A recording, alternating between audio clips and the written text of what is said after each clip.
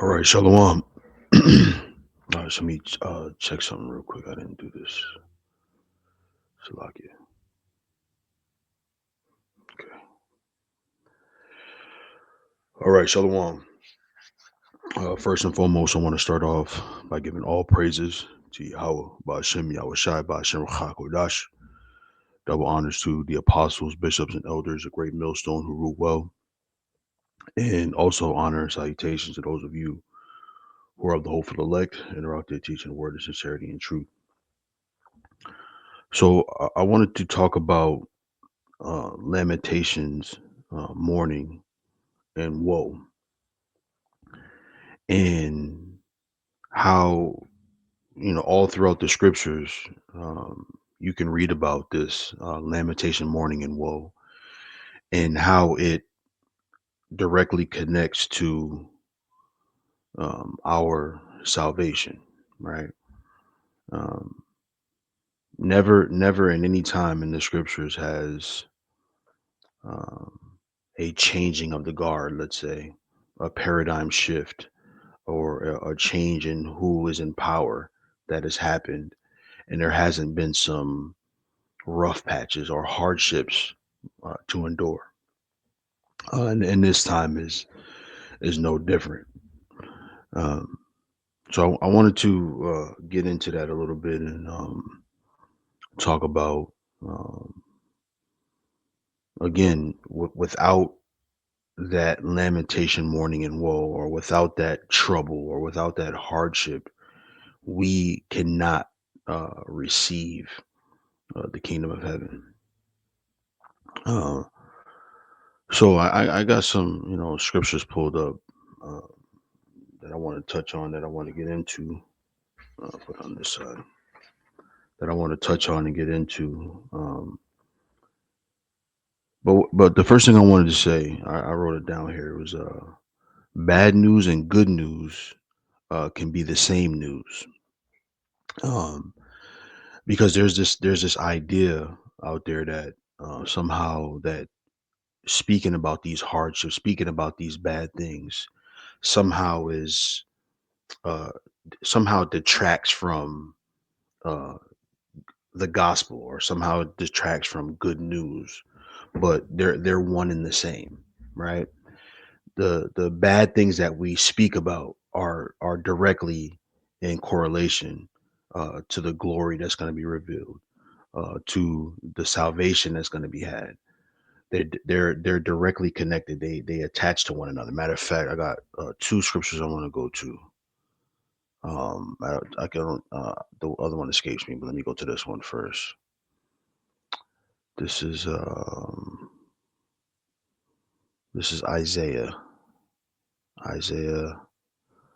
Hopefully, the other one comes back to me. This is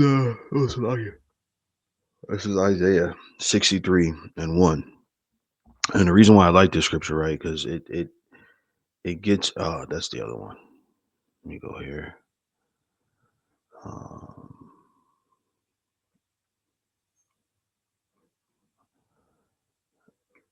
all right. So the reason why I like this scripture here in Isaiah 63, because it shows how one thing connects to the other thing, right? And it'll kind of lead me into what I want to talk about.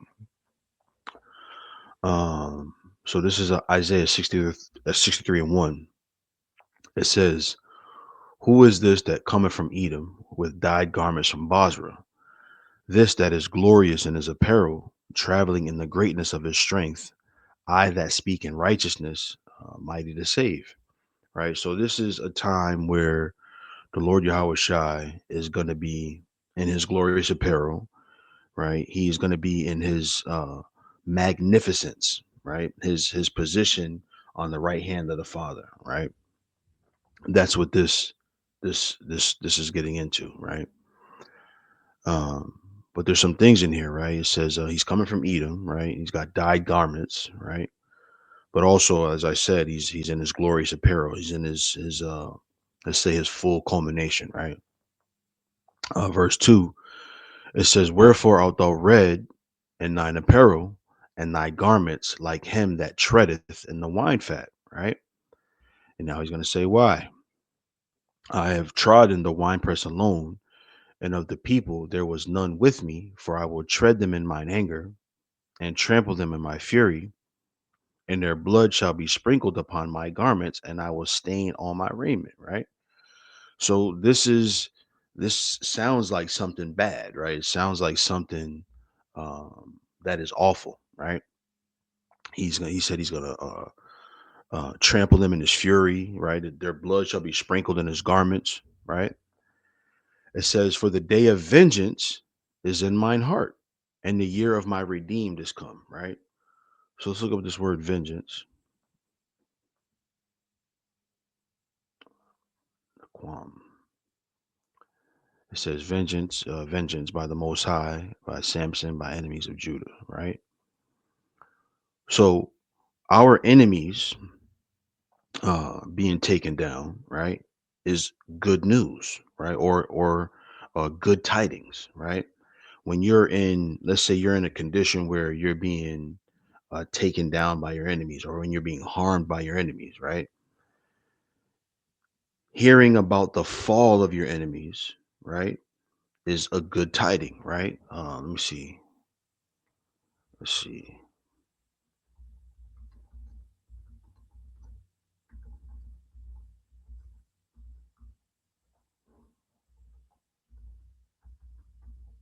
Hmm,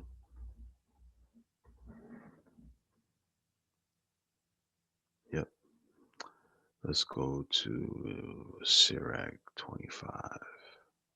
25 or what? 25 or 7. Bear with me for a second here. I wanna- Sirach 25. Sirach 25 and 7, right? It says, "There be 9 things which I have judged in my heart to be happy, and the 10th I will utter with my tongue. A man that have joy of his children, and he that liveth to see the fall of his enemy," right?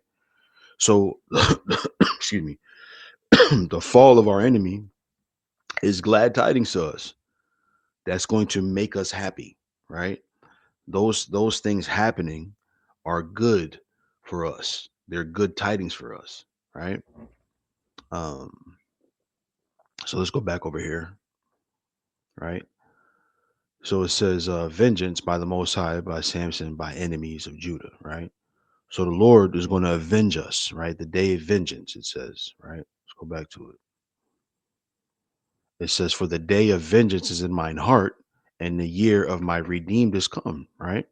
So when somebody is getting vengeance on one side, right, it's bad, right? The people that he's executing his judgment on, the people that he's, let's say, gaining his vengeance on, they're not going to be happy, right?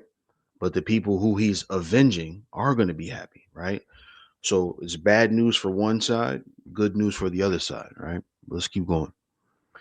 It says, "And I looked, and there was none to help, and I wondered that there was none to uphold. Therefore, mine own arm brought salvation unto me, and my fury it upheld me. And I will tread down the people in mine anger, and make them drunk in my fury, and I will bring down their strength to the earth." Right? Now, here's the next verse.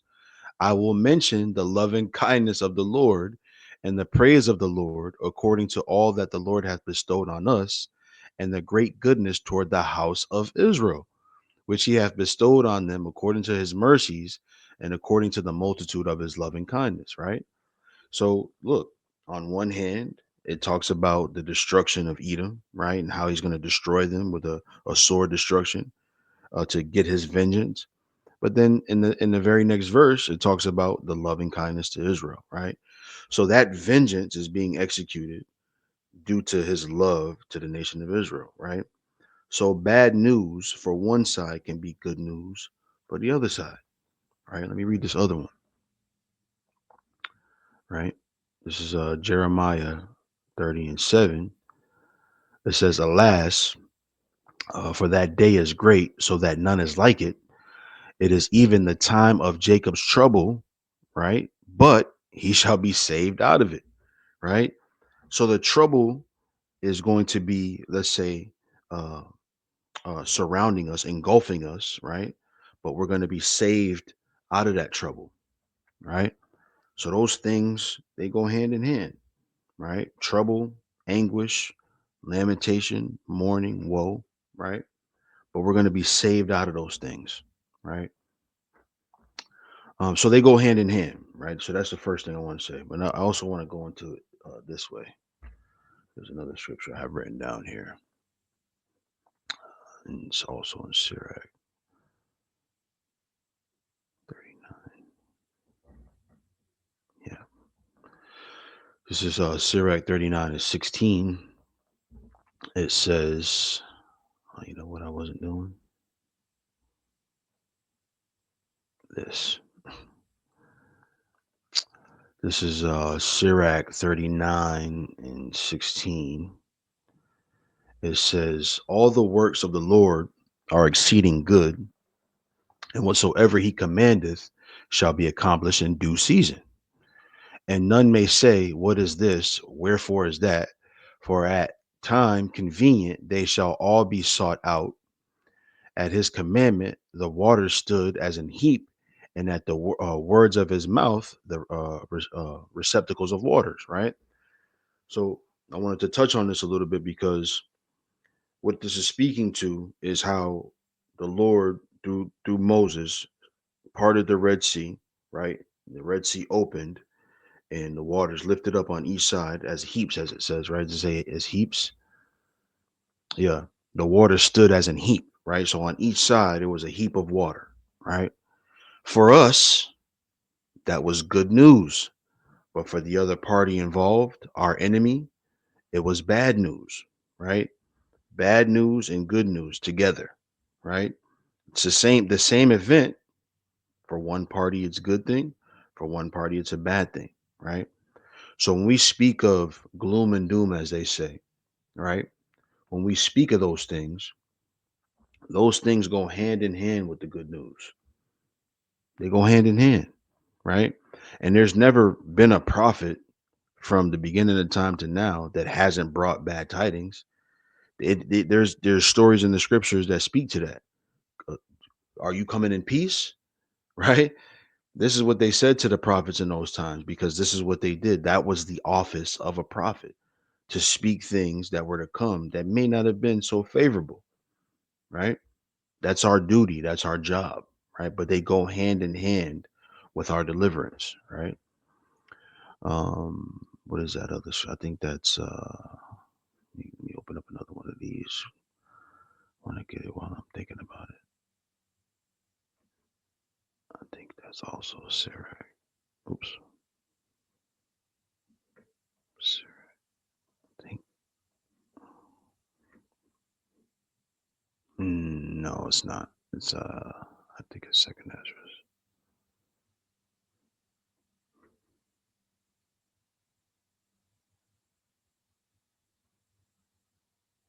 Yep.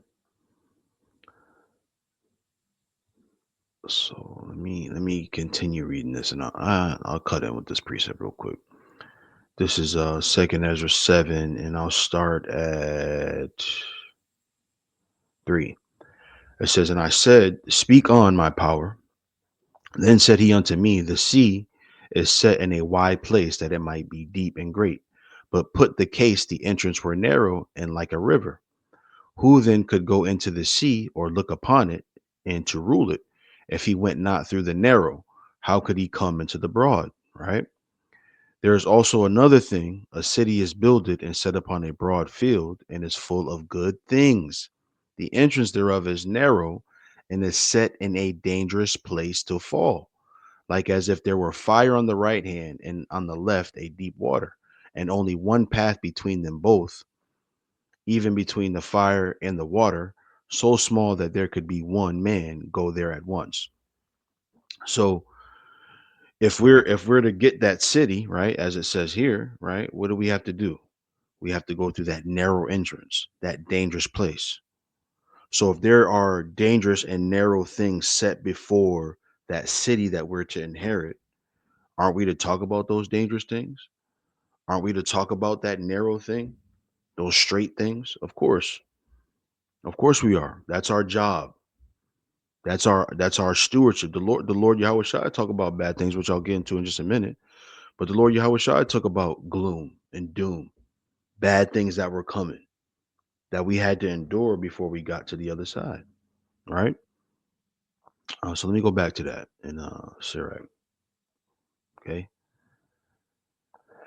It says this: At His commandment is done whatsoever pleaseth Him, and none can hinder when He will save. The works of all flesh are before Him, and nothing can be hid from His eyes. He seeth from everlasting to everlasting, and there is nothing wonderful before Him. A man need not to say, what is this? Wherefore is that?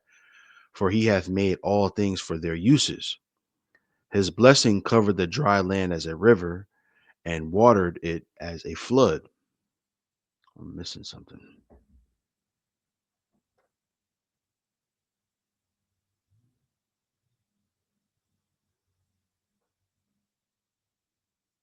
Yeah, okay. I didn't get there yet. Verse 22, it says, His blessings covered the dry land as a river, and watered it as a flood. As He hath turned the waters into saltness, so shall the heathen inherit His wrath. Right. So, so the water, uh, uh, it says here, His blessing covered the dry land as a river, and His water and watered it as a flood. Right. As He hath turned the waters into saltness, so shall the heathen inherit His wrath. Right. So, on one hand, it's a blessing into the heathen. Right. It's wrath. Right. It says, as His ways are plain unto the holy, so are they stumbling blocks unto the wicked. Right. So it's the same thing. It is His way. That's the thing. Right. His way can be holy to the people that He wants it to be holy to, and a stumbling block to those He wants it to be a stumbling block to. Right. As I said here, bad news and good news, it can be the same news. Right. It says, for the good are good things created from the beginning, so evil things for sinners. The principal things for the whole use of man's life are water, fire, iron, and salt, flour and wheat, honey, milk, and the blood of the grape, and oil and clothing. All these things are for good to the godly, so to the sinners they are turned into evil. Right. So talked about this a little bit at camp. There's certain things that there are things that we need, like food. You need food, right? But in excess, right, it could be bad for you. Right. You need uh, uh companionship, right? But in excess, or let's say in wickedness, it could be bad for you, right? So all things are created for a purpose, right? But they can also be bad too, right? So you have to be mindful of that, right? So again, it could be one thing for this side is a good thing, for this side is a bad thing, but they exist together. You can't separate gloom and doom from the gospel, because they are married to each other. They're married to each other. All right. All right. So it says, yeah, I think that was it.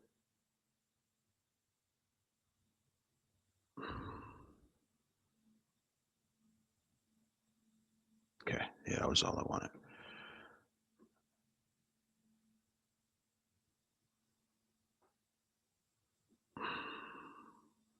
Okay.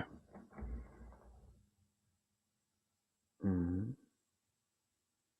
All right. Let me go there. So we talked about vengeance just a little bit in Isaiah 63, right? Was it this one? Was it the day of vengeance? Yeah, day of vengeance. So I want to go. Did I think Isaiah 61. So let's go 62, 61, 61, and 12.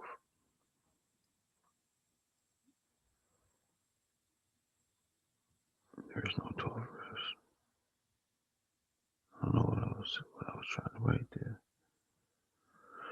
All right, let's go to the next one then. Jeremiah 46, 10. Yep. I don't know where how I got lost.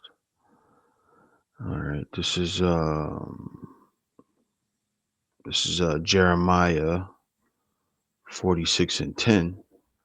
It says, for this is the day, excuse me, of the Lord power of hosts, a day of vengeance, that he may avenge him of his adversaries, right? And the sword shall devour, and it shall be satiate and made drunk with their blood. For the Lord power of hosts hath a sacrifice in the north country by the river Euphrates, right? So for his adversaries, right, the sword is going to devour, right? But for those who he's fighting for, right, again, those things are going to be good and glad tidings, right? Like it's like I read, or did I read it? I didn't read it yet. I thought I pulled it up. I might have, and then got rid of it. I don't know if I read this, but I'm gonna read it again. If I did, I think I read it. Let me go to it again and read it again. This is Sirach 25 and 7. It says, there be 9 things which I have judged in mine heart to be happy, and the 10th I will utter with my tongue, a man that have joy of his children, and he that liveth to see the fall of his enemy, right? So the fall of our enemy is glad tidings unto us, as good news to us, right? But again, I wanted to get into some more about how uh, prophets speak about bad things, right? Or gloom and doom, as they say. That's that. What's this? That's that. So let's go. I want to read some of these things in Revelation first. What do I have here? Yeah, let's go there first. It's right in here.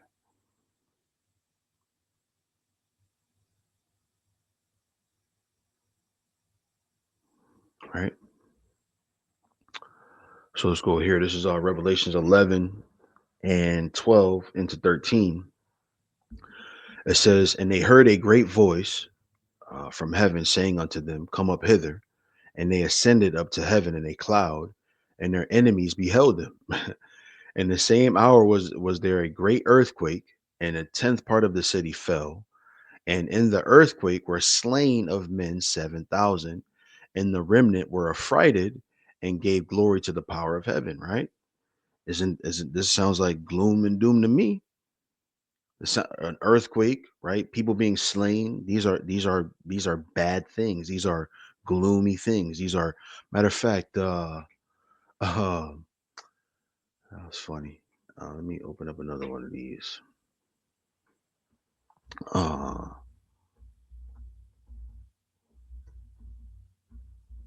do it like that. Yeah, Amos 5 and 18. It says, woe unto you that desire the day of the Lord. To what end is it for you? The day of the Lord is darkness and not light. That's the day of the Lord, man. When the Lord comes here, he's not coming here to make people happy. Contrary to belief, he's coming to look, draw a line in the sand, right? And those who are on the let's say the receiving end of his wrath, they're gonna get swallowed up, man. Right? Let's see. Let's go to what is it I'm thinking of? Did I read this? Yeah. What's that scripture? That escapes me. Let me read this again.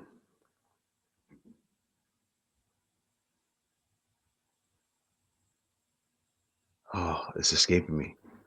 All right, so let's go back to Revelation then and read some more in here. All right, what else I got over here for Revelation?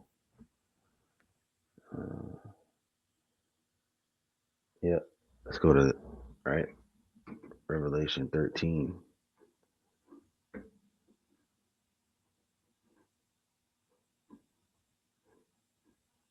13 and 9.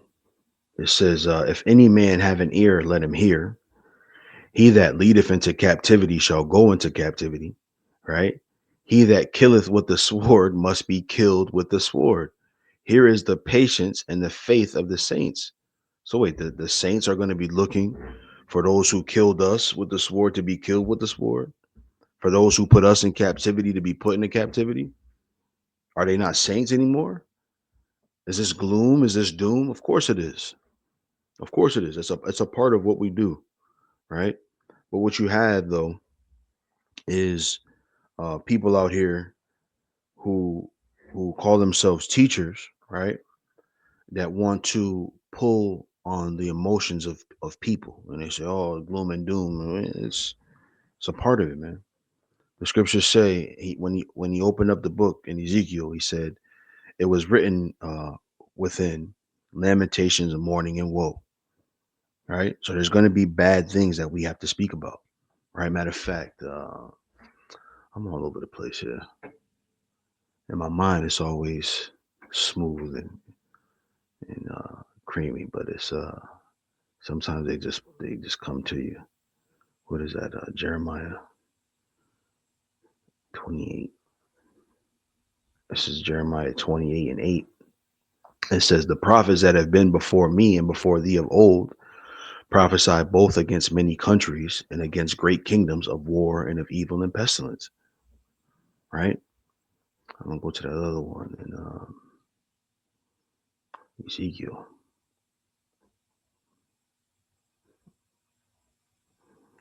Ezekiel 2 and 9. It says, "And when I looked, behold, and hand was sent unto me, and lo, a roll of a book was therein. And he spread it before me, and it was written within and without, and there was written therein lamentations and mourning and woe." Matter, I'm gonna go to the NLT. The NLT is good here. Uh, it says Ezekiel 2 and 9. "Then I looked and saw a hand reaching out to me. It held a scroll, which he unrolled, and I saw that both sides were covered with funeral songs, words of sorrow, and pronouncements of doom." That's a part of the job, man. That's a part of what we do. We have to talk about these things because they're coming. Matter of fact, matter of fact, it's another scripture. Let's go to Ezekiel 33, I think it is. Let's go back to KJV.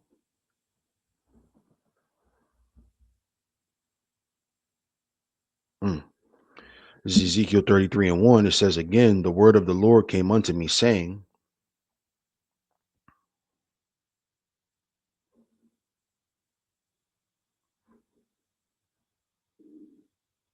so I wasn't sharing. It says, "Again, the word of the Lord came unto me, saying, Son of man, speak to the children of thy people, and say unto them, When I bring the sword upon a land, if the people of the land take a man of their coast and set him for their watchman, if when he seeth the sword come upon the land and blow the trumpet and warn the people, then whosoever heareth the sound of the trumpet and taketh not warning, if the sword come and take him away, his blood shall be upon his own head. He heard the sound of the trumpet and took not warning, his blood shall be upon him. But he that taketh warning shall deliver his soul." Right. So that's our job. The Lord told us that he's coming with indignation. Right. He's coming with indignation. We got to tell people that. He said he's coming with let's say when you go to what is that, Joel, the second chapter. Let's read that and then I'll come back to this one. Joel, Joel 2.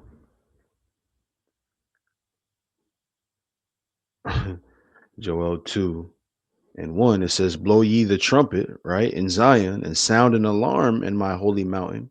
Let all the inhabitants of the land tremble. For the day of the Lord cometh, for it is nigh at hand, a day of darkness and of gloominess. Let's see what it says in NLT.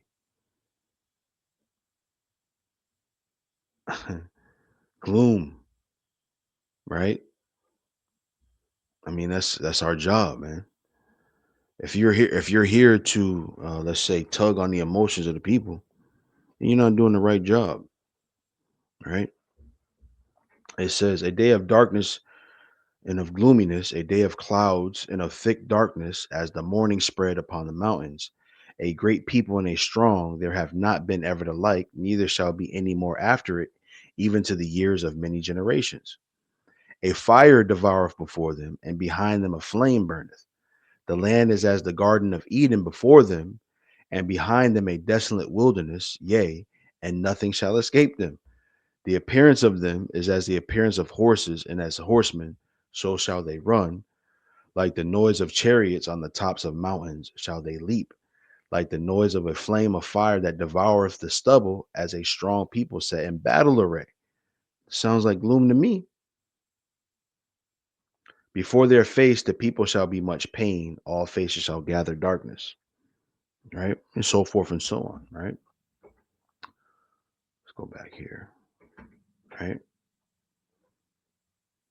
Verse 6 in Ezekiel 33, it says, "But if the watchmen see the sword come and blow not the trumpet, and the people be not warned, if the sword come and take any person from among them, he is taken away in his iniquity, excuse me, but his blood will I require at the watchman's hand." So you see, if you're going to be a watchman, a teacher, a preacher, a prophet, right? You have to warn them of the coming of Yahweh Bashem Yahushai, right? So thou, O son of man, I have set thee a watchman unto the house of Israel. Therefore thou shalt hear the word at my mouth and warn them from me. When I say unto the wicked, O wicked man, thou shalt surely die, if thou dost not speak to warn the wicked from his way, that wicked man shall die in his iniquity, but his blood will I require at thine hand. Nevertheless, if thou warn the wicked of his way to turn from it, if he do not turn from his way, he shall die in his iniquity, but thou hast delivered thy soul. Right? I mean, that's it, man. That's all I got. Um, as always, I hope that was edifying. Um, gloom, doom is a part of the office we're in. It's a part of the stewardship. Matter of fact, before I close, I would be remiss. I would be remiss if I didn't mention this one right here. And I need to do this so you can see who this is saying this. Right? This is Matthew 24.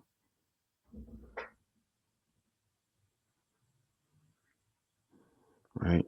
Let's see what the Lord was prophesying about. Was it gloomy? Was it gloomy?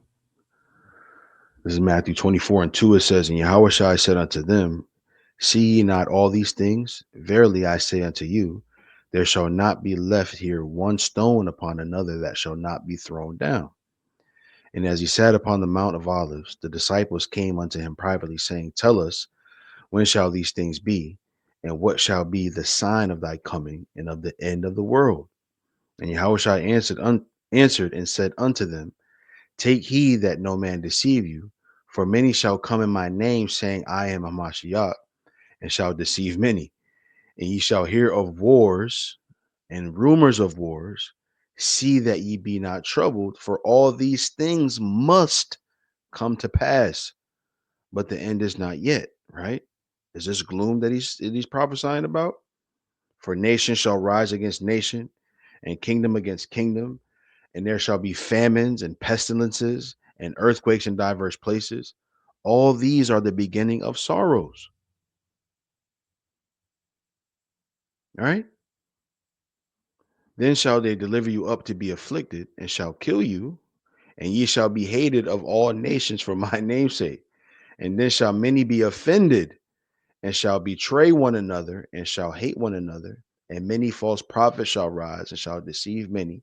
And because iniquity shall abound, the love of many shall wax cold. But he that shall endure unto the end, the same shall be saved. And this gospel of the kingdom shall be preached in all the world for a witness unto all nations, and then shall the end come. Right? So the Lord Yahweh himself prophesied about gloom and doom and said that this is the gospel. This is the good news. So with that, hopefully it was edifying. I want to give all praises to Yahweh, Ba'ashem, Yahweh Shai, Ba'ashem, Rachak, Wadash. Double honors to the apostles, bishops, and elders, a great millstone who rule well. Honor and salutation to the elect. With that, I say shalom.